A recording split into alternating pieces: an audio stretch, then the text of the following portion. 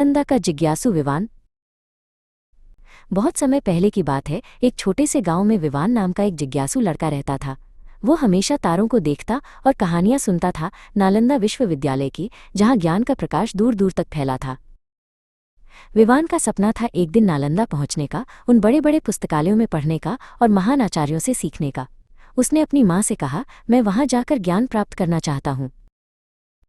एक दिन अपनी माँ के आशीर्वाद और एक छोटे से पोटली के साथ विवान ने नालंदा की ओर अपनी यात्रा शुरू की। रास्ते में उसने हरे भरे खेत और बहती नदियां देखीं। कई दिनों की यात्रा के बाद विवान ने दूर से नालंदा के विशाल द्वार देखे। उसकी आंखें चमक उठीं। ये उससे भी भव्य था, जैसा उसने सपनों में देखा था। विश्वविद्यालय के अंदर कदम रखते ही उसने चारों ओर छात्रों को देखा, जो गंभीर चर्चाओं में लगे थे, और आचार्यों को जो ध्यान से पढ़ा रहे थे। हवा में ज्ञान और शांति का अनुभव था। जल्द ही विवान की मुलाकात आचार्य ध्रुव से हुई, जो एक बहुत ही विद्वान और दयालु शिक्षक थे। आचार्य ध्रुव ने विवान का स्वागत किया और उसे ज्ञान के रास्ते पर चलने में मदद की। विवान ने आचार्य ध्रुव की कक्षाओं में भाग लिया। उसने गणित, खगोल विज्ञान और दर्शन शास्त्र के बारे में सीखा। हर दिन एक नई खोज थी।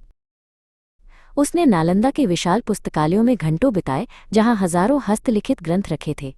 हर पन्ना एक कहानी कहता था, हर शब्द एक नया विचार देता था।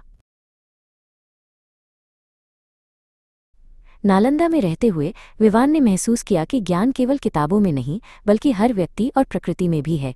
उसने दोस्त बनाए और कई नई बातें सीखीं। कई सालों बाद जब विवान एक विद्वान युवक बन गया, तो उसने नालंदा को अलविदा कहा। लेकिन ज्ञान का प्रकाश जो उसने वहां पाया था, हमेशा उसके साथ रहा और उसने उसे दूसरों के साथ साझा किया।